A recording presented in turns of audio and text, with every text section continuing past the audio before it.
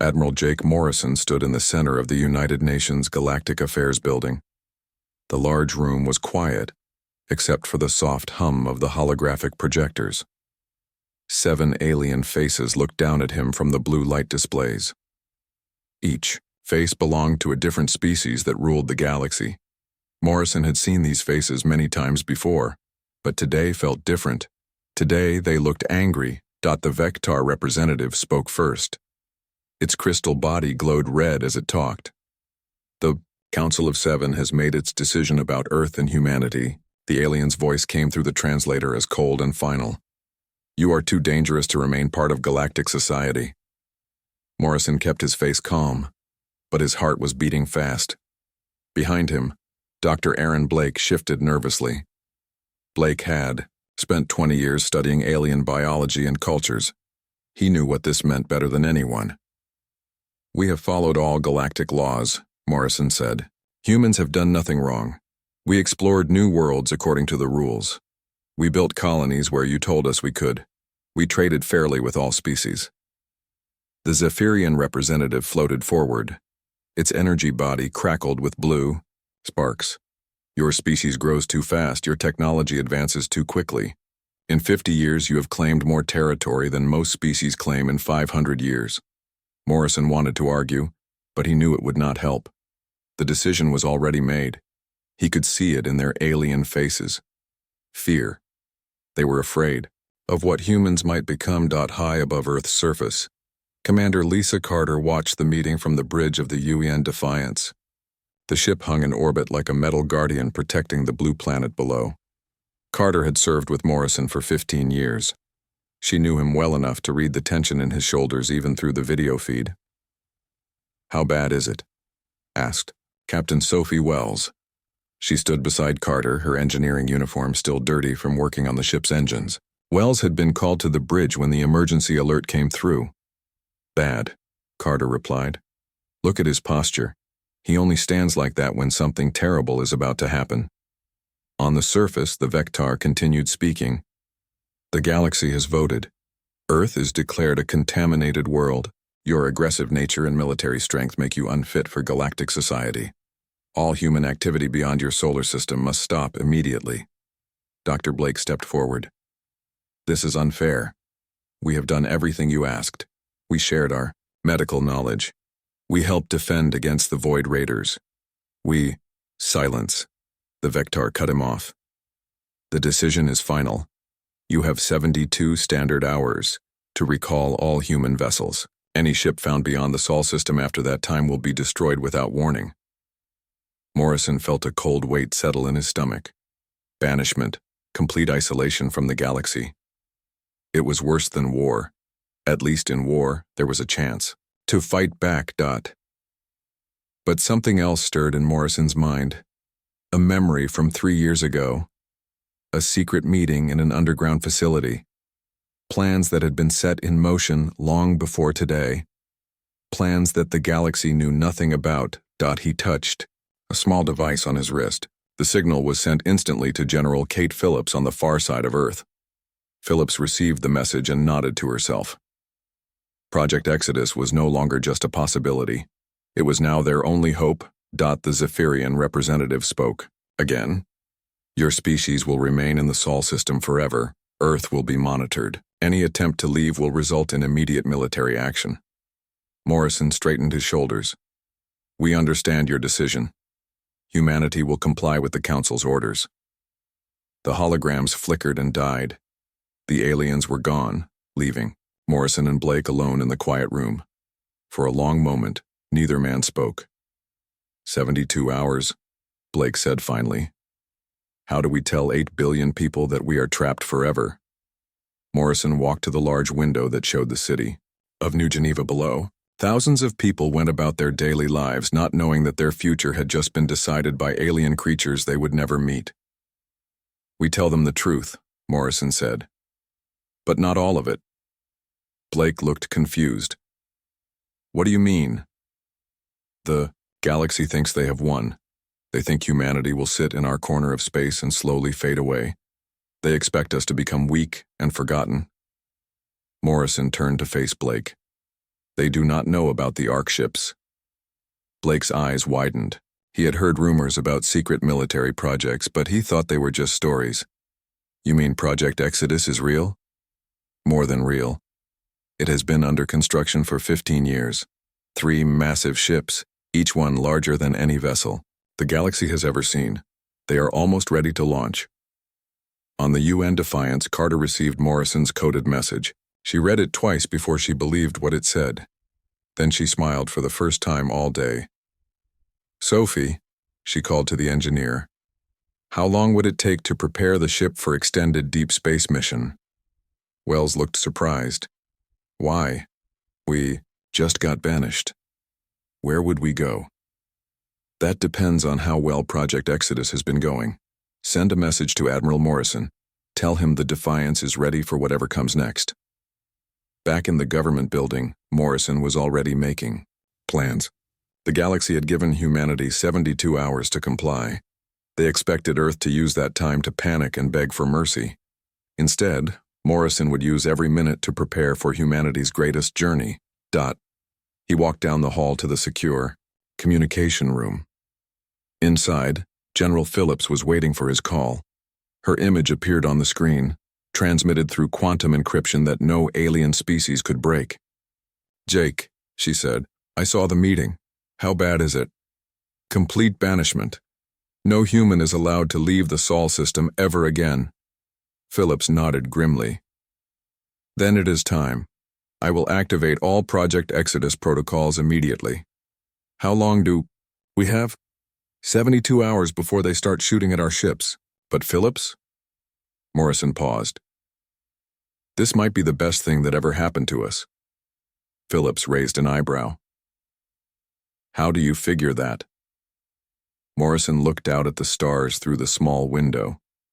Somewhere out there, beyond the reach of galactic civilization, lay regions of space that no alien had ever explored. Places where humanity could grow and build without interference. They think they are punishing us, he said. But they just set us free. Colonel Ryan Murphy walked through the metal corridors deep beneath Montana's Glacier National Park. His footsteps echoed off the walls as he led a group of government officials through the most important secret in human history. The air smelled of welding and fresh paint. Somewhere in the distance, heavy machinery hummed with constant activity. What you are about to see, Murphy said, has been under construction for 15 years. Only 200 people in the entire world knew it. Existed until 3 days ago. Behind him, Mayor Helen Foster of New Geneva tried to hide her amazement. The underground facility stretched farther than she could see. Massive elevator platforms moved up and down through shafts that seemed to go on forever. The place was like an entire city built inside a mountain. Captain Sophie Wells joined the group at the first checkpoint. Her engineering uniform was covered in grease stains, but her eyes were bright with excitement. Wells had been working 18-hour days since the galactic verdict came down. Now she finally got to show off what her teams had built. Welcome to Project Exodus, Wells said, the largest construction project in human history. They walked through a blast door into a cavern so huge that Foster could not see the far wall. Inside the cavern sat 3 ships unlike anything ever built. Each vessel was almost 2 miles long and half a mile wide. Their hulls were dark metal that seemed to absorb light. Strange patterns covered their surfaces like flowing water frozen in time. The UES Liberty, UES Pioneer, and UES Horizon, Wells explained. Each ship can carry 50,000 people plus supplies for centuries of deep space travel. They are not just transport vessels. They are floating cities designed to be completely self-sufficient. Dr. Ben Rodriguez stepped forward from the ship maintenance area. His hands were dirty from working on the quantum drive systems, but his smile was infectious. Rodriguez had spent 10 years developing technologies that the galaxy had never seen. The real breakthrough, Rodriguez said, is not the size of the ships. It is how they move. These vessels use quantum tunneling drives that can bypass every known method of faster-than-light detection. Foster stared at the massive ships. You mean the galaxy cannot track them? Exactly. While the galactic powers use hyperspace lanes that leave energy signatures, Our ships slip through quantum space. To their sensors, we simply disappear. Murphy led them to a command center overlooking the construction floor. Through thick windows, they could see thousands of workers putting finishing touches on the ships. Some workers were installing living quarters. Others were loading food production systems. Everything needed to build new civilizations from nothing. Lieutenant Commander Paul Sanders appeared beside them carrying a data tablet. His job was intelligence, and he had been busy since the banishment order came through. Sanders had information that would change how everyone thought about their situation. Colonel Murphy, Sanders said, the probe data analysis is complete. I think you need to see this immediately. Rodriguez looked interested. Which probes? I thought all our deep space exploration was shut down years ago. Sanders smiled. Not the official ones. For the past 12 years, we have been secretly launching automated reconnaissance probes into unexplored regions of space. Small, quiet, and designed to avoid detection. We now have data from over 300 probe missions. He activated a large display screen that showed a map of the galaxy. Most of the map was filled with the territories of different alien species. But there were dark areas where no one had ever gone. Empty regions that galactic civilization had written off as worthless. The Kepler void, Sanders continued, pointing to the largest dark area. 200 light-years of space that the galaxy considers empty and useless. But our probes found something different. The display changed to show detailed scans of star systems within the void. Foster counted at least 20 systems with planets that could support human life. Some had water, others had valuable minerals. All of them were completely uninhabited. 17 potentially habitable worlds, Sanders said. No alien presence detected. The region is so remote and apparently barren that no galactic species has ever bothered to explore it thoroughly. Wells nodded approvingly. Perfect for our purposes. By the time we reach the Kepler void, we will be so far from galactic territory that they cannot follow us even if they wanted to. Dr. Rodriguez pulled up technical specifications on his tablet. The journey will take 47 years at maximum sustainable speed. Our quantum drives can go faster, but we want to avoid creating any energy signatures that might be detected. Murphy watched the activity in the construction bay below. How many people can we take? Each ship carries 50,000, Wells replied. But we are not just taking passengers. Every person on these ships has been carefully selected for specific skills. Scientists, engineers, farmers, teachers, doctors, artists. We are taking the best of human civilization with us. Sanders brought up another display showing population data. We have been quietly recruiting for 8 years.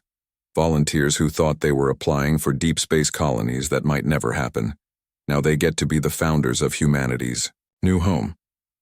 Foster realized the scope of what she was seeing. You have been planning this since before the galaxy even considered banishing us. Longer, Murphy admitted. Some of us saw this coming 20 years ago.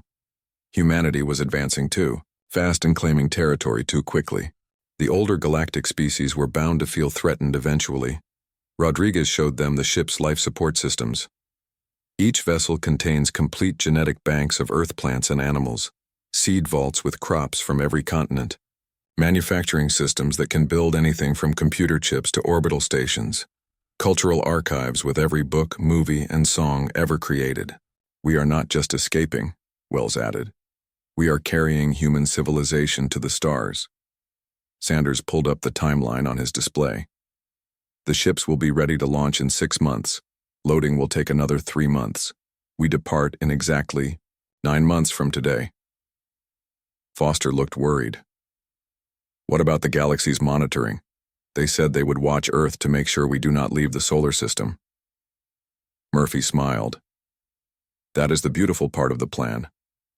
While they watch our official space traffic, these ships will launch from the far side of the moon using stealth systems. By the time the galaxy realizes what happened, we will be years into our journey. Rodriguez showed them the quantum drive chambers at the heart of each ship. The technology was based on principles that human scientists had developed in complete secrecy. The drives produce no detectable energy signature, To the galaxy sensors, it will look like the ships simply vanished. Wells pointed to the construction schedule displayed on the wall. The Liberty will launch first, carrying the essential personnel and equipment needed to establish the first colony. The Pioneer follows with the main population groups. The Horizon brings up the rear with heavy industrial equipment and backup systems. Sanders brought up images from the probe data. The first target is a system we call New Terra. 3 habitable planets, abundant resources, and positioned perfectly for further expansion throughout the Kepler void. Foster watched the workers below preparing humanity's future. What about Earth? What happens to the people who stay behind? Murphy's expression grew serious. Earth will survive. The home system has enough resources to support our population for thousands of years, and staying behind serves a purpose. As long as Earth appears to be accepting its punishment quietly, the galaxy will not look for signs that some of us escaped. Rodriguez nodded. The people who remain will live normal lives, develop the Sol system, and maintain the illusion that humanity has been properly contained.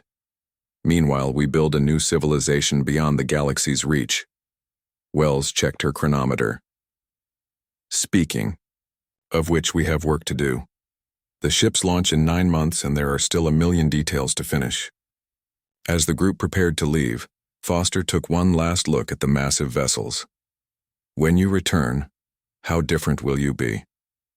Murphy smiled. When we return, Mayor Foster, we will not be refugees begging for readmission to galactic society. We will be representatives of the human commonwealth, offering partnership to equals. Captain Maria Lopez stood on the observation deck of the UES Pioneer, watching the final families board through the main airlocks. Each group carried small bags containing personal items from Earth. Everything else they would need for their new lives was already stored in the ship's vast cargo bays. Children pressed their faces against the windows, looking back at the blue planet they would never see again. The departure was nothing like the dramatic evacuations shown in old movies. There was no panic, no rushing crowds, no tearful goodbyes, broadcast across the world. Instead, humanity's greatest exodus happened quietly, carefully, and completely in secret. Dr. Tony Graham walked among the new passengers, checking names against his tablet. Graham was a psychologist who had spent 3 years studying how to keep large groups of people happy and healthy during long space voyages. Every family on the ship had been selected not just for their skills, but for how well they would work together during the 47-year journey. The Martinez family goes to Section C, Level 12, Graham told a young couple with 2 children. Your neighbors are the Johnsons, who are also teachers, and the O'Briens, who work in agriculture. Your children will have plenty of friends their age. 6 months had passed since the galactic verdict. To outside observers, Earth appeared to be accepting its punishment quietly. Human ships had stopped traveling beyond the solar system. Trade with alien species had ended. Earth's government made public statements about focusing on developing the home system. But beneath this calm surface, Project Exodus moved forward with perfect precision. Navigator Beth Anderson worked in the Pioneer's bridge, plotting courses to the Kepler void. The route would take them through regions of space so empty that no galactic civilization had ever bothered to map them properly. Anderson had studied the probe data for months, finding safe paths through areas where stellar radiation would hide their quantum signatures. We launch in 3 days, Anderson told the bridge crew. The first jump will take us to the edge of known space. From there, we travel dark for 6 months before beginning the main journey. Intelligence Officer Sam Taylor monitored galactic communications from his station near the back of the bridge. His job was to make sure the galaxy never suspected what humanity was really doing. Taylor had access to alien communication networks through methods that would remain classified forever. The Vector monitoring stations show normal activity in the Sol system, Taylor reported. They are tracking our official space traffic, but they see nothing unusual. As far as the galaxy knows, humanity is behaving exactly as expected. The beauty of the plan was in its simplicity. Earth's government had created false records showing increased activity in asteroid mining and lunar development. Every human who disappeared into Project Exodus was officially transferred to Classified solar system projects. The paperwork was perfect, and the aliens had no reason to doubt it. Admiral Clark Johnson reviewed the final launch preparations from the command center deep beneath Luna. Johnson had served in space for 30 years, but he had never managed anything as complex as getting 50,000 people onto each of 3 massive ships without anyone noticing. The Liberty launched yesterday and is already beyond Pluto, Johnson reported to General Phillips via secure communication. The Pioneer launches tomorrow. The Horizon follows in 2 weeks. Phillips appeared on the screen from her office in the Montana facility. Any problems with the Liberty's departure? None. The quantum drives work perfectly. The ship simply vanished from all sensors the moment it jumped. Even our own tracking systems lost it. Dr. Janet Moore worked in Earth's official space agency, maintaining the illusion that humanity was focusing on internal development. Moore had become an expert at giving press conferences that said nothing important while sounding impressive. Earth's new lunar mining operations will increase our industrial capacity by 30%, Moore told reporters. We are also expanding our asteroid belt facilities and developing new technologies for solar system exploration. Every word was technically true, but Moore left out the fact that much of this expansion was designed to supply the secret ships. The asteroid mining provided materials for the Exodus fleet. The lunar facilities served as hidden launch sites. The new technologies were quantum drives and life support systems for generational voyages. Chief Engineer Roy Stevens supervised the loading of the Pioneer's cultural archives. These computer systems contained humanity's entire recorded history, literature, music, and scientific knowledge. If something happened to Earth, the Exodus ships would carry human civilization to the stars. Every book ever written, Stevens told his team as they installed the final storage units. Every song ever recorded, every piece of art ever created. Plus manufacturing templates for everything from computers to farm equipment. We are not just taking people to a new world. We are taking human culture itself. The families settling into their new homes aboard the Pioneer came from every nation on Earth. Teachers from India worked alongside farmers from Brazil. Engineers from Nigeria shared corridors with doctors from Canada. Artists from Australia lived next to scientists from Russia. The ship represented humanity at its best. Captain Lopez walked through the residential sections, seeing how people were adapting to their new environment. The ship's interior was designed to feel as much like Earth as possible. Gardens filled with familiar plants created parks in the main corridors. Artificial windows displayed views of forests and oceans from the home planet. How are you settling in? Lopez asked Mrs. Patricia Kim, a botanist who would help establish agriculture on the New World. It is strange but exciting, Kim replied. My children are already making friends. They understand they are part of something historic. Navigator. Anderson announced the final departure warning throughout the ship.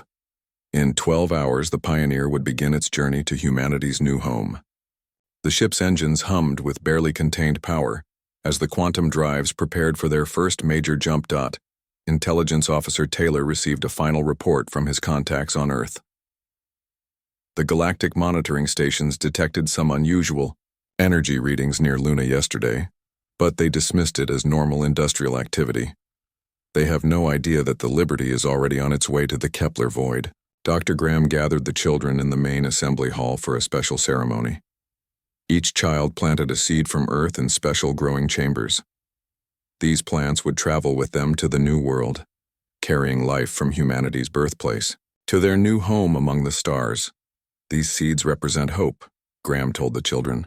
Just like all of you, you are carrying the future of humanity to places no human has ever been. Captain Lopez stood on the bridge as the final countdown began. Through the ship's sensors, she could see Earth growing smaller in the distance. Soon it would be just another star in the black sky. All stations report ready for departure, Anderson announced.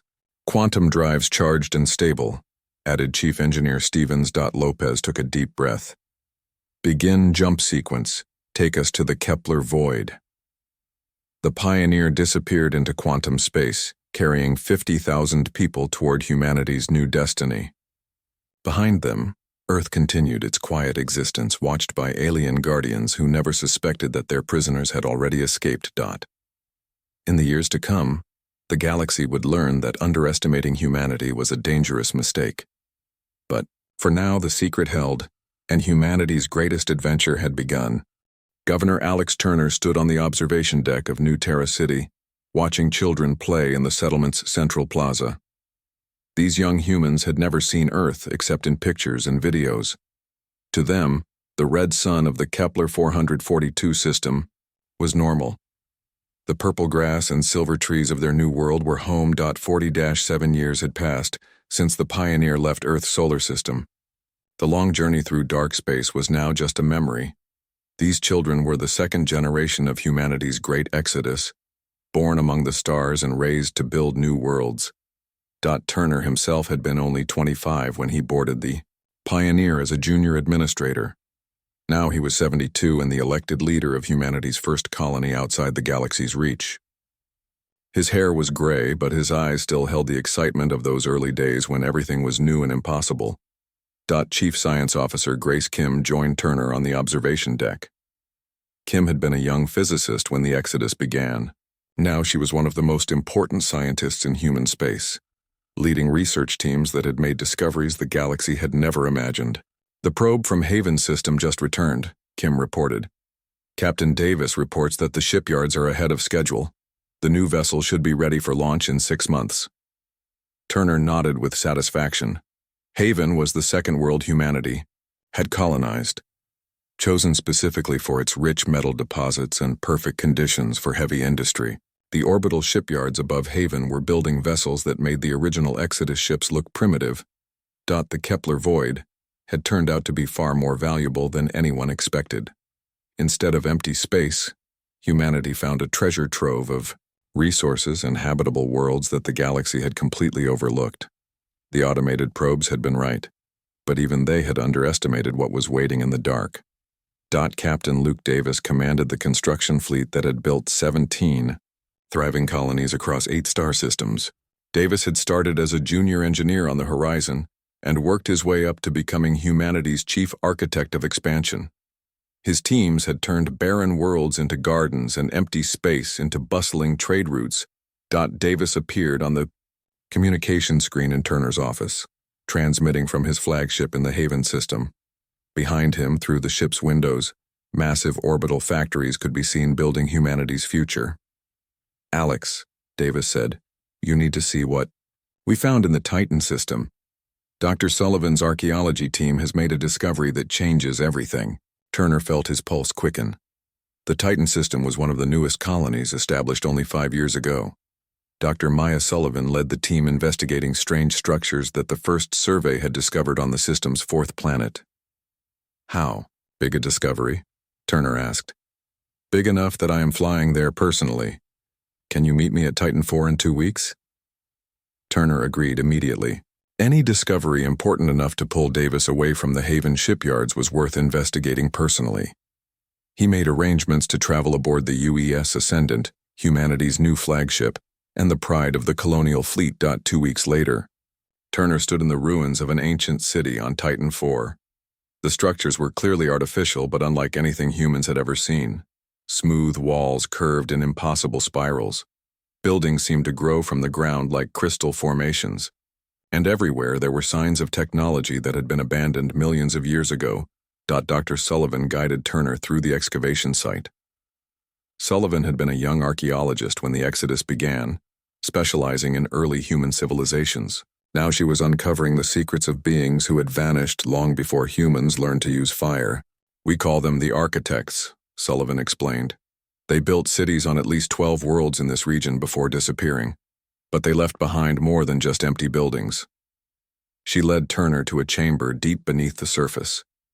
Inside, strange machines hummed with energy despite being abandoned for millions of years. Displays showed information in languages no human could read, but the meaning was becoming clear through careful study. "They were explorers, like us," Sullivan continued. "But they went further than any galactic civilization has ever traveled. These machines contain star maps showing regions of space that no one has ever explored. And the technology," She paused, struggling to find words. It makes our quantum drives look like steam engines. Engineer Nancy Price worked with a team of technicians to understand the architect machines. Price had spent decades designing the systems that kept human colonies running. Now she was learning from beings who had mastered technologies that humanity was only beginning to imagine. The power source is completely stable, Price reported. It has been running for millions of years without maintenance. The efficiency levels are beyond anything we thought possible. Turner studied the alien displays.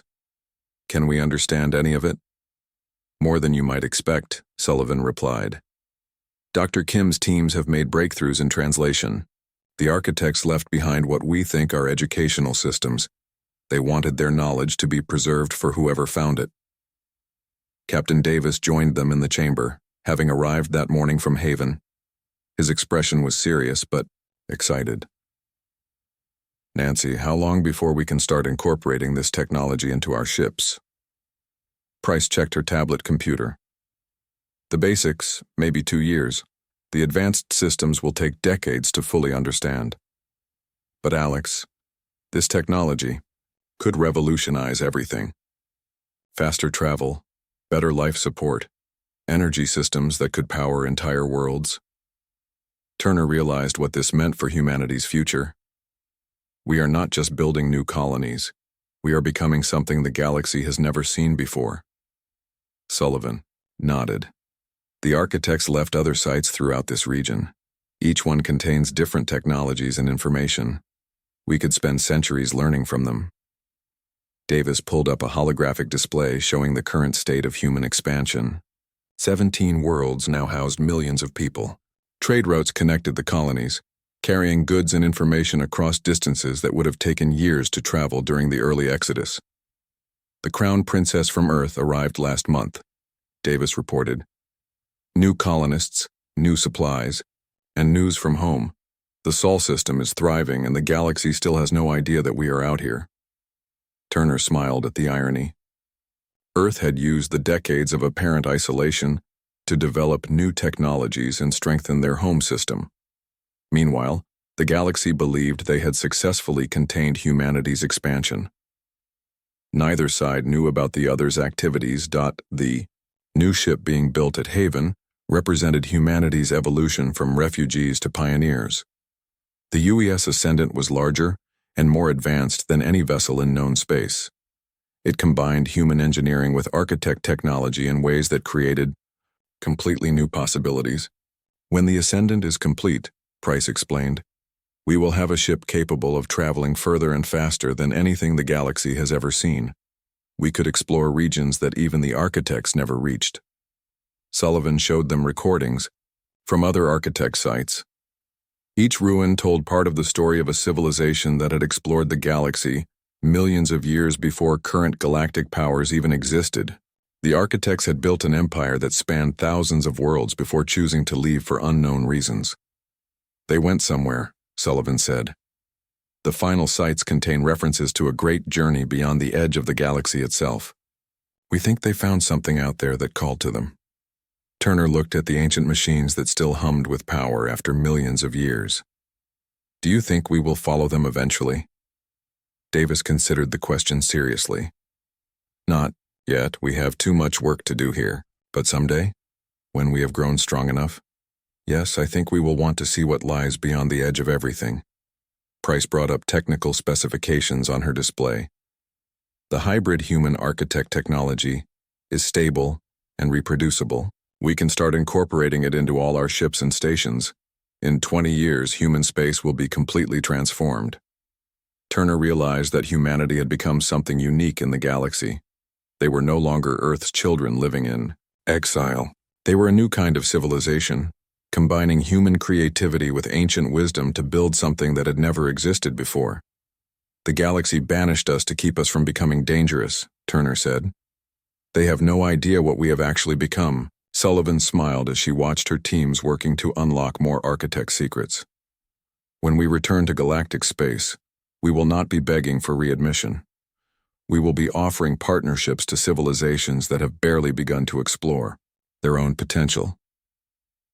Outside the ruins, the red sun of Titan IV was setting over a landscape where human settlements grew beside alien monuments. Children who had never seen Earth played games among structures built by beings who had vanished before humanity's ancestors learned to walk upright. It was a sight that perfectly represented what humanity had become in the Kepler void. Builders of the future, students of the past, and pioneers of possibilities that the galaxy had never dreamed existed.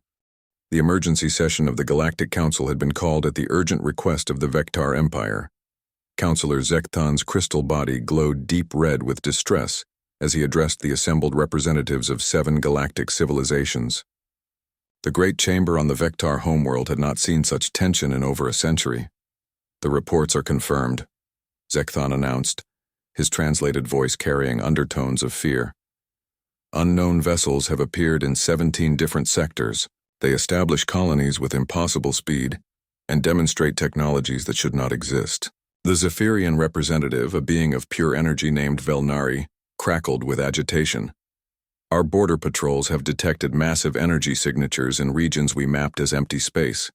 These ships appear from nowhere and disappear just as quickly." Admiral Jake Morrison listened to the debate from his diplomatic shuttle as it approached the Vectar homeworld. Morrison was now 85 years old, his hair completely white, but his mind remained as sharp as ever. Beside him, Captain Emma Watson reviewed the presentation they would soon deliver to the Council that had banished humanity 73 years ago. "Are you ready for this, Admiral?" Watson asked. She was only 35, born in the Kepler void and trained on ships that used hybrid human architect technology. To her, the galactic powers were primitive civilizations that had barely begun to explore their own potential. Morrison smiled. "I have been waiting 73 years for this moment. Yes, I am ready." The UES ascendant waited at the edge of the system, surrounded by an escort of 12 vessels from the human Commonwealth fleet. Each ship was larger and more advanced than anything in the Galactic Navy. Long-range scans had detected hundreds more human ships holding position just outside sensor range. Councillor Zekthan continued his report to the increasingly worried assembly. "The unknown civilization has made contact with species we have never encountered. Our intelligence suggests they control territory larger than any current galactic power." What the Council did not know was that humanity had done more than just survive in the Kepler void. They had thrived, grown, and discovered that the galaxy was much larger and more complex than anyone had realized. The Commonwealth now included not just human colonies, but alliance agreements with 3 non-galactic species that the architects had contacted millions of years ago. Morrison, S shuttle docked with the Council station, and he walked slowly through corridors that had not seen human presence for 7 decades. His age showed in his careful steps, but his bearing remained that of a man who had never been defeated. Behind him, Captain Watson carried herself with the confidence of someone representing a major galactic power. The Council chamber fell silent as Morrison entered. The 7 representatives stared at the elderly human who had once stood before them as a defeated supplicant. Now he wore the uniform of the human Commonwealth, decorated with honors from campaigns and discoveries they had never heard of. "Honored councillors," Morrison began, his voice carrying easily through the chamber, "I have returned to speak for the Commonwealth of Human Worlds and our allied species." Zekthan's crystal body flickered with surprise. "Admiral Morrison, you are supposed to be confined to the Sol system. How did you reach our space?" Morrison smiled. "The Sol system remains under Earth's control as you required. But the galaxy is much larger than your territories, Councillor. Humanity has been exploring regions you never knew existed." Captain Watson activated a holographic display that filled the center of the chamber. The image showed a map of local galactic space, but it included vast regions that the Council had never seen. Human territories stretched across areas marked as unknown on every galactic chart. "The Commonwealth includes 17 core worlds and over 200 colony systems," Watson announced. "Our territory spans regions you classified as empty space. We have established contact with civilizations that predate your own by millions of years." The Velmaran representative, a slug-like creature named Poltak, spoke with obvious disbelief. "Impossible. Our survey showed those regions contained nothing of value. Morrison gestured to the display. Your surveys were limited by the range of your technology and the assumptions of your species. Humanity approached exploration differently. We went to places you avoided and found wonders you never imagined. The truth was even more remarkable than Morrison's summary suggested. Human explorers had discovered that the galaxy contained multiple layers of civilization. The current galactic powers controlled the inner regions, but ancient species had built networks throughout areas that younger civilizations considered unreachable. General Pete Collins appeared via communication link from the Commonwealth fleet waiting beyond the system. Collins commanded military forces that included ships built with architect technology and crews trained by species that had been exploring space when the Vectar were still primitive crystals growing in caves. Admiral Morrison, Collins reported, our deep space sensors detect galactic fleet movements toward the border regions. Should we demonstrate our defensive capabilities? Morrison considered the question. The Commonwealth fleet could easily defeat any force the galactic powers might assemble, but intimidation was not the goal of this meeting. Humanity had returned to offer partnership, not conquest. Not yet, General, but prepare for a peaceful demonstration of our technological advancement. Watson brought up detailed scans of galactic space taken with sensors that operated on principles the Council could not understand. The images showed galactic fleet positions, resource deposits, and even internal communications that were supposedly secure. We know about your recent territorial disputes, Watson said calmly. The Vectar expansion into Zephyrian space, the Velmoran trade embargo against the Nexus Compact, the resource depletion crisis in the core worlds. Zekthan's crystal form began to glow brighter. How do you know about classified council matters? Morrison walked closer to the council podium. Because we have been watching, learning, growing. While you believed humanity was contained and defeated, we were becoming something new. The display changed to show technological comparisons between galactic and Commonwealth systems. Human, ships could travel faster, communicate instantly across galactic distances, and access energy sources that made current galactic technology look primitive. We offer partnership, Morrison continued, not as refugees seeking readmission, but as equals proposing mutual cooperation. The galaxy faces challenges that will require new approaches and expanded horizons. Councillor Velnari crackled with energy as she processed the implications. You are saying that humanity is now a galactic power, equal to the council members? Watson smiled. Counselor, with respect, the Commonwealth has grown beyond what you consider galactic power. We are connected to civilizations and territories that span regions you have never explored. We offer partnership because we believe in cooperation, not because we need your approval. Morrison activated a personal communicator that sent a signal to the Commonwealth fleet. Moments later, the Galactic Council's sensors detected energy signatures that made their most advanced warships look like toys. The UES Ascendant and its escorts had just announced their presence with a display of power that no galactic civilization could match. The question, Morrison said, is not whether you will accept humanity back into galactic society. The question is whether you are ready to join us in exploring what lies beyond your current borders. General Collins provided a demonstration of Commonwealth technology by establishing instantaneous communication links across galactic distances, manipulating gravity fields around Council ships without affecting their crews, and displaying energy manipulation abilities that seemed to violate known physics. We learned from teachers you never knew existed, Morrison explained. The galaxy is ancient, and civilizations rise and fall in cycles you have never studied. Humanity was banished just as we were ready to begin our greatest discoveries. The council chamber filled with agitated discussion as the representatives tried to understand what they were seeing. Some spoke of threats and military responses. Others wondered about the opportunities for learning and expansion. Morrison raised his hand for silence. Honored counselors, you made your decision 73 years ago based on fear of what humanity might become. We do not blame you for that fear, but we have become something far greater than anything you imagined, and we have done so without conquest or aggression.